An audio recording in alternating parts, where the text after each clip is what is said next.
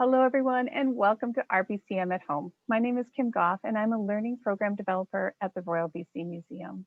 I'm coming to you today from my office, which is located on the territories of the Lekwungen here in Victoria, British Columbia. I want to extend my appreciation for the opportunity to live and learn on this territory. And I encourage all of you to consider the traditional territory on whose land you are on today, wherever you are. I'll stop sharing there. Hi again. I'm back on a different screen. RBCM at Home started almost 1 year ago when our museum and archive closed due to the pandemic, and it was an opportunity to talk to staff about what they were working on from home. Now, even though that we've reopened, we've continued the program as a way to stay connected with people at home or at school around the province. This program and previous ones have been recorded, and you can find them on the Royal BC Museum's YouTube channel. Today, I welcome back Curator of Art and Images, Dr. Rael Young. India was one of our very first guests, and she gave us a tour of the art she has in her home. And since then, she's spoken about women artists in our collection, and she gave a ticketed talk, a lecture about Emily Carr. Today, we're going to learn more about the paintings and drawings housed in the BC archives. Welcome, India. Thanks, Kim. Thanks for the lovely introduction. I'm reminded that since the beginning of the pandemic and now, I've changed some of the art in my home. This is a Randy Cook Zunaqua print. Oh, yeah, that is different. Yeah. Oh, beautiful. And I so enjoyed seeing the art. So maybe if you keep updating your art, we can revisit that talk in the future. We've changed it around a few times just to keep things interesting in these four walls. That's right. Yeah, we have to look at them so much. Now, India, when you first started at the Royal BC Museum in 2019, what stood out for you about the art collection here at the Royal BC Museum? Well, the reason I was so excited to come work at the RBCM is because it is an art collection that is housed within an archive. And that is not unique to archives, but it is a rare opportunity to work with art in a context where you have all of this textual context that surrounds the artwork. And I really appreciate the opportunity to create those kinds of visual textual conversations within this very specific context, which is a lot of what I'll be talking about today. Great. Well, I'm going to encourage you just to jump right in because I know you've got some great images to share with us. All right, so let's everyone cross fingers. See how this goes. Oh, what have I done now?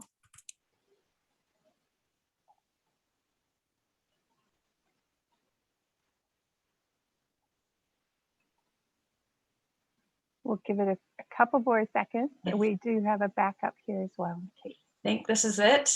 Oh, it's starting. Yes. Terrific. Yeah. No borders or boundaries here? I see no borders. And I see the name Sarah Crease, James Bay, 1860. Wonderful. So if I'm just looking this way, it's because I'm looking at two slides and reading my notes. So as I was putting my slides together today, I too was thinking about the territories in which I have had the real privilege to live for the last 14 years now. And I happen to live right next to the museum. So this is work that is in the art collection by an artist named Sarah Crease. And this is from the year that she immigrated to this exact place that the museum sits on. And I don't know if anyone can pick things out, but can you guys see my mouse when I do this? So this is the old Inner Harbor. And these are the government buildings. And this was James Douglas's house from the HBC Hudson Bay Company. And of course, these are our Olympic Mountains. And this is the Songhees village at the time. So I wanted to draw attention to this drawing as an acknowledgement of the longstanding location of the Songhees community in this very specific place that is the Inner Harbor, and that is the place the museum sits upon. And as we think about how artworks act as documents and how artworks create records, this can be considered a very important record of the original territories of the Songhees Nation. I would just point out before you switch slides that for people maybe not as familiar with Victoria, that white house you showed us that you said was the home of James Douglas, that's where the museum is today. And you see two little white roofs beside it. I think that might be Helmton House, which are still here on the property. Mm-hmm. Yeah, it's a very fantastic perspective. And Sarah Crease created these, she created a whole series. This is number 7 in the series, you can see number 7 there, of this place that was a new emerging European settler community. And this is, again, her first year in town, just sort of literally getting a lay of the land and using her artistic skills to do that. So as I've been getting to know this collection better, I've been thinking about it within the context of being part of the archive and the archives and their relationship to the museum. So I just thought I'd run through for everyone sort of my thought process around that. So the museum opened in 1886, and here's an old photo of a taxidermied moose, and you can kind of see in the background, this is in the legislature. So it's not a photo from 1886, it's from when the legislature opened, but both the museum and the archives were housed within the government buildings known as the bird cages in this early moment of British Columbia's colonial history. And they were real, in their relationship to the government, real pillars of this place that is British Columbia and its relationship to the nation of Canada. And so the BC Archives opened in 1894, also as a provincial library and archive. And then in 1908, they slightly transitioned to become a more considered archive with the responsibility of housing archives of significance to this place that is British Columbia. And so in 1908, this repository of this place that is British Columbia really developed. And so sometimes people think of archives as just a place where there are, primary source documents, which gets back to this whole idea of documenting history. And so why would artworks become part of the documentary record of British Columbia? And there are a couple of answers for that. One, as many people have already said in the chat, artworks are documents. Artworks do create records. Even if they're not an exact representation of something, they have a situational ability to carry knowledge and to carry information.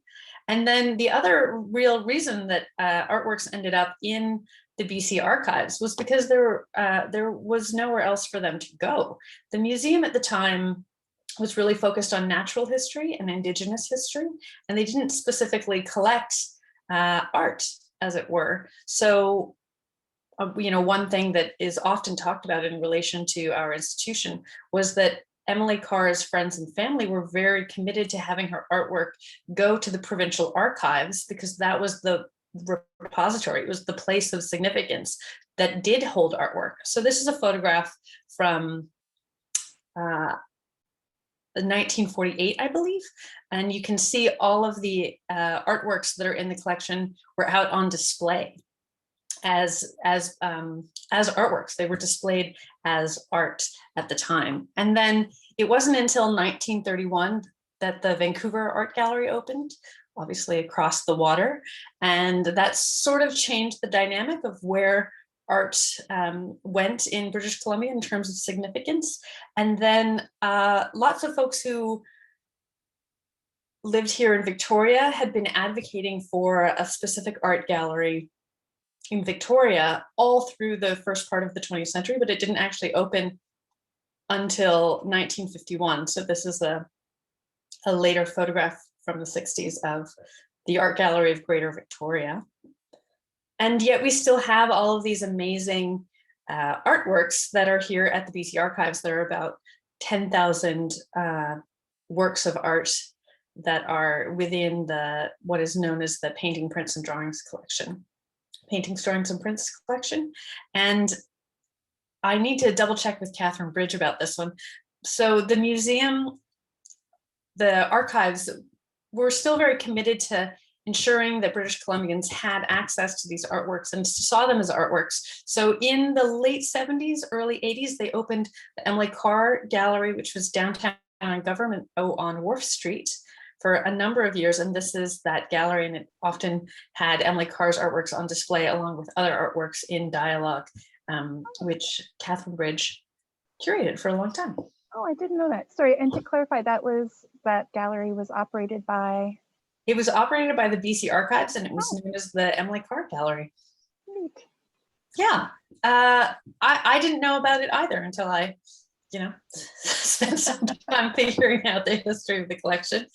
And so the archives have always been very excited to share these artworks with the public and to see them in this sort of art, gallery sort of context. And so today I just keep thinking about the role, the particular role of what it means for artwork to be in an archive rather than in a gallery, and what are the ways that it can do both be, the kind of thing that is on your wall in a gallery in this very specific art context, and then what are the other ways that it engages with the documentary material of the archive. So for example, the archives hold the Crease family fonds. So we have all of the family's photographs and letters and correspondence and the business records of Henry Crease, Sarah's husband, that bring out the context of that particular painting we were just looking at. Oh, and I talk too much, Kim, so, interrupt me a lot and tell me when I'm running out of time. All right, I'll watch the time for you. Thank you. So this is the kind of thing that is really easy to see and understand in this art as document context. So this was a journal that was kept by an explorer named Edwin, a British explorer named Edwin Porscher, and he traveled all around the Pacific, and he recorded the places he traveled, both as a journal and then also in watercolor. Watercolor was sort of like a fundamental skill British kids learned back in the 19th century. And if only we got to learn that today. But it was very much something that both men and women learned. And it was just sort of part of everyday life, that if you were sort of middle to upper class, you had this watercolor skill set in your back pocket. And so Porscher, as explorer, was also interested in recording things specifically in sort of a documentary kind of fashion. What exactly was he seeing, and how could he carry that information back to the nation state of Britain? And so this is a new mission that was established by an Anglican minister, Duncan. I think his last name is Duncan, and it was the first mission in British Columbia.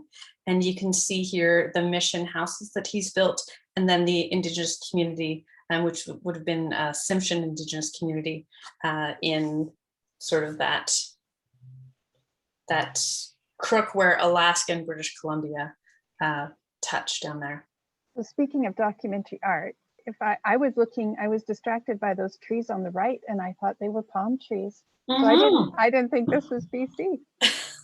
I had the exact same thought, and so these are the interesting questions of what is exact and what is the artist's interpretation of things. So this right here is one of those bastions from the HBC sort of fort building, and then what are these trees? It's hard to say. That brings me to this drawing, which is done by another HBC guy who did a lot of exploring through this place that is British Columbia. He came out west in the 1830s, working for the HBC in Washington. It was what is now Washington State. And he was one of the guys who actually helped define the border between the US and Canada on this side of the coast. And he, like Porscher, Anderson used his drawing skill set to create records of the places that he traveled. So this is his traveling up the Fraser River and looking back at Mount Baker. And for those of us here in Victoria who look at Mount Baker every day, you might notice that that's not, I mean, maybe that's the Fraser River view of Mount Baker, but that's not what we tend to think Mount Baker looks like. And then also we have these very suspicious trees.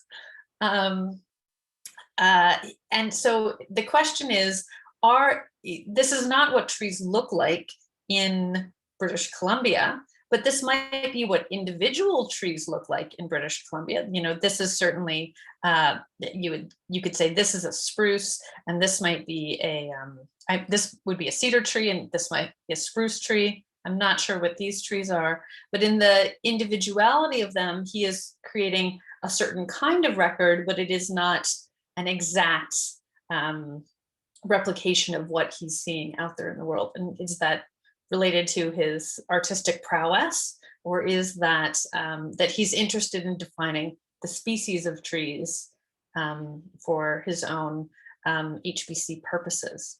These are questions that we might be able to answer by reading his journals, which are also kept here at the archives. And then these are the kinds of documents that are that appear to be exact, but in fact are really not. So this is, I put the title in quotes. It's A Woman of Nootka Sound. It's an engraving, and it was created by a printmaker named William Sharp, a British printmaker who printed in London prolifically. And it's based on an original drawing by John Webber. John Webber traveled also all through the Pacific with Captain Cook, and he worked as the illustrator for the Cook expeditions in the 1780s and 1790s. And Cook was operating as a naval officer, and he was asked by the British military to come back with specific records of flora, fauna, minerals, and lands that could be literally colonized by the British Empire. And so Sharp's job was to create very specific and exact records of these flora, fauna, minerals, and peoples that he was meeting along the way. But there's this really great book by Noel Currie called Constructing Colonial Discourse, Cook at Nootka Sound, that looks at Captain Cook's original journals and John Webber's original sketches, and then the published versions of those that came out in London in the 1790s, and the differences between what's recorded in the original documents and how those are sort of shifted to change the public narrative in Britain at the time. It's a really fantastic read. And that's where I learned that this print is not an accurate record. And if you know Newtonal folks from the Pacific Northwest, you'll recognize that this hat is sometimes known as a whaler's hat, and it's worn by men. And so this record is not of a woman from Nootka Sound, but it's in fact a record of a man from Nootka Sound. And the sort of features of the person have changed a little bit so that the consuming public of the UK can see this hat as a hat that is worn by women and not by men. But it does have all of this other really spectacular detail. So these hats are very precisely engraved, precisely woven. They're watertight hats that have two different layers on them. And this is a recurring whale hunting scene that you often see on them. And then this is a cape that the person is wearing, and you can tell almost exactly each cedar weave that has gone to make up the whole cape. And here you can also see some of the details of the earrings. So it specifically and dramatically documents a Nuu-chah-nulth man, but then there's this disconnect between how it's published. And the BC Archives holds 3 of these prints that are all still titled A Woman of Nuu-chah-nulth, because that is how they were, created and circulated. And these prints are found all over the world today. It's very interesting sort of truth and fiction. And here's another thing that we have a lot of in the BC Archives that also has that disconnect. We have a lot of illustrations from newspapers, illustrated newspapers. So back in the 1870s, 80s, and 90s, there was this big wave of illustrated newspapers, and they would use woodblock printing and woodblock engraving to create these really dynamic illustrations for really, really dense newspapers. So the main one that people knew about and really circulated widely was the Illustrated London News. And in Canada, there was the Canadian Illustrated News, and also L'Opinion Publique, which was the Québécois, the Francophone version. And so this is an illustration from the Francophone version, and it's a colored illustration, which was very labor intensive and really special. But what's so interesting about all of the works in the collection is that they've been clipped out from the actual newspaper articles. So we just have the illustrations, but not the context, the textual information that goes along with them. So something that I've been doing recently is piecing back that information and figuring out exactly when they were published. This one's been really easy because it's actually got the date right here, which was April 23rd in 1872. That helps. It helps. Some of them don't. So that's been a real fun puzzle. And it's also been interesting because these the illustrations sometimes repeat. So they'll show up in the London Illustrated Times, and then, 5 years later in the Canadian News, almost exactly the same, but the articles are slightly different. Or the French and English versions have different things to say. So this is another view of the same Victoria Inner Harbor, and this one's more challenging for me to place myself in, but this is theoretically sort of where this is James Bay and where the government houses are, and this was a bridge that used to go across between James Bay and downtown. So this is sort of the government street area. But then the Christchurch Cathedral is here, and so I find myself, it's challenging to orient myself in this one. But that's an illustration of Victoria here, and these engravings often would have been recreated from photographs. So another part of the research that I'm trying to do is to piece together the original photographs with these. But a lot of what we have is also art more like this. So this is an A.Y. Jackson painting. A.Y. Jackson traveled with an ethnologist, Marius Barbeau, up the Skeena River in the 1920s. Barbeau was working with, Barbeau was the curator at the Ethnology Museum in Ottawa, and a guy named Eric Brown was the curator at the National Museum, also in Ottawa, right next to each other, similar to the archives and the museum. And in 1927, they had this seminal exhibition called West Coast Modern Art, where they paired, I might have misremembered the title of that exhibit, where they paired contemporary art with Indigenous belongings from the Pacific Northwest. And that was when Emily Carr had her big break in the East.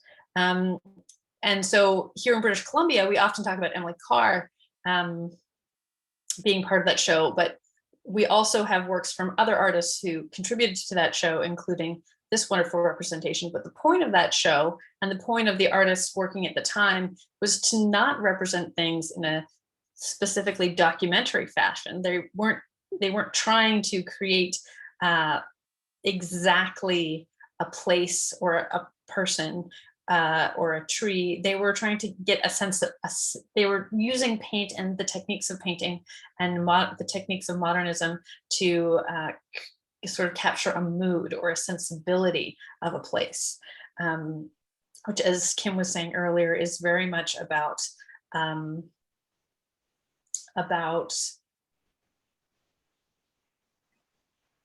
I don't know what I was going to say there. Something about what you were saying values, earlier. but yeah.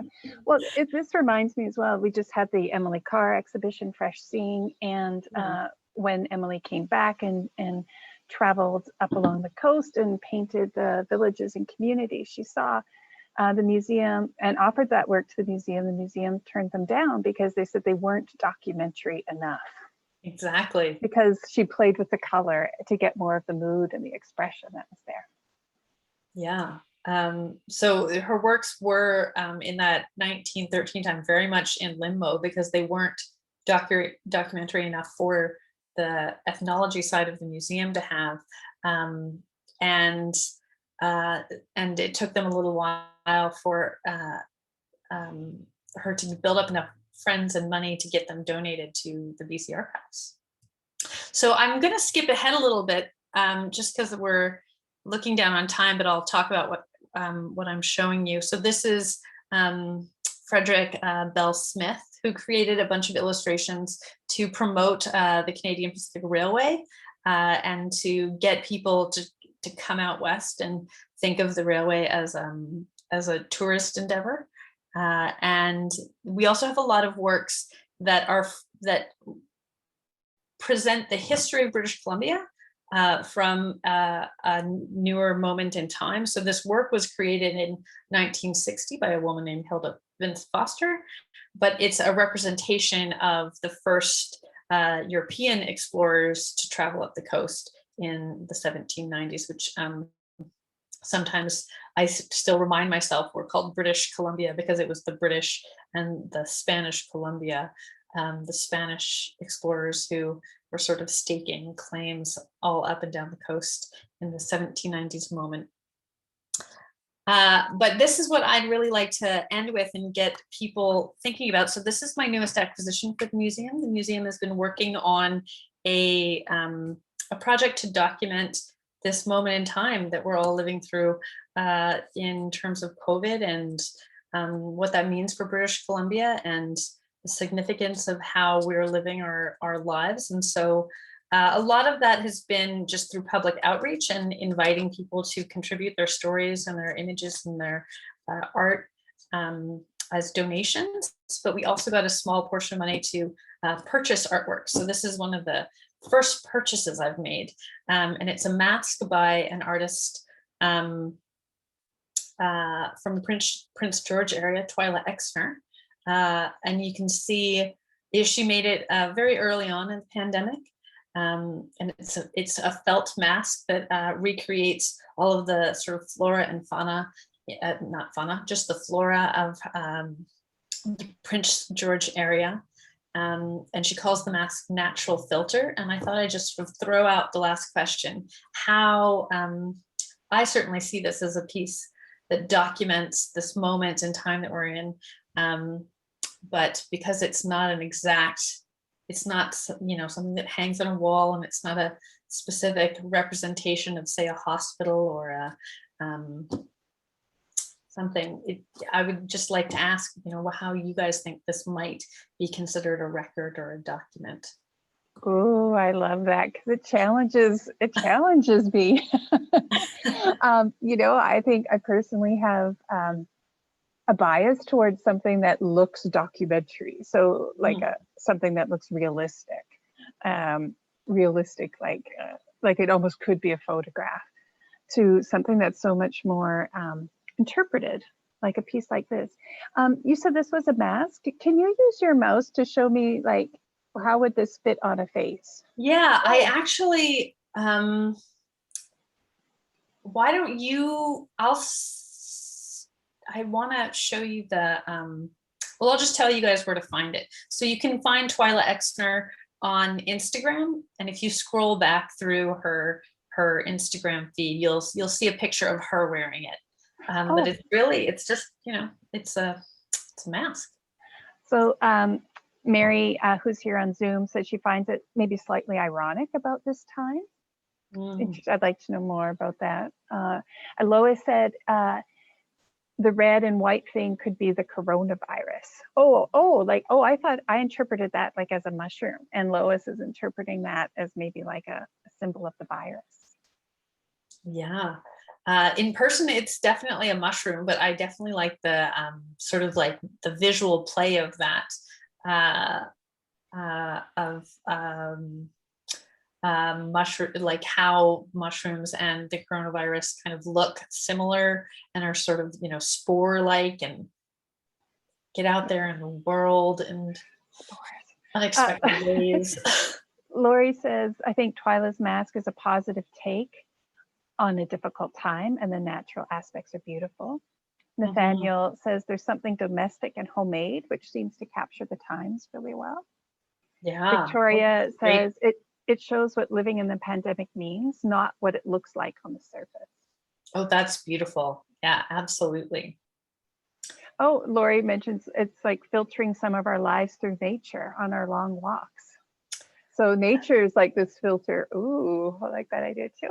Yeah, that's what really struck me in terms of being in British Columbia, as opposed to being elsewhere or in a place that's more dense. You know, we have this real access to nature that's been a real blessing this year.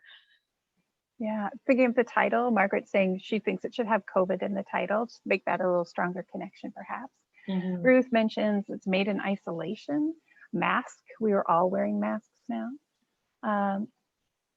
Yeah, about spending a little more time in nature. Nature's a filter. Okay, I now see the mask. Originally, I couldn't quite see that was like a head mount that it was on in the background. So yeah. I see that sort of string that's going around the back of the head, and this beautiful nature is sitting over your mouth and nose as a filter. Beautiful. Great. Wow. We'll get lots of great chat there. Thank you everyone for sharing your thoughts about the mask and other pieces we've seen. And Victoria, so India, I'll get you to stop sharing your screen. I was really struck by, when we first had the conversation asking about can art be documentary, I was thinking about the artists a lot and how they're making choices. But you know, listening to the presentation, I realized there's lots of other choices happening too, like the publisher of the pictures decided which names and which stories they were going to put together. So they've had an influence on what we see. Even just thinking about the audience has an influence on what picture the magazines might choose to publish. There's so many factors that come in and have an impact on it. Absolutely. There's a great comment here in the chat. I'll see if I can pull that up again, find it.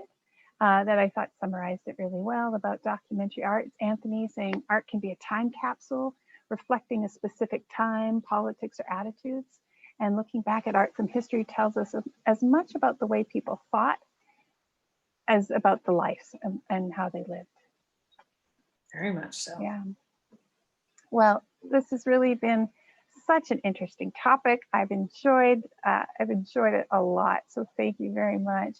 And thank you everyone for joining us here today.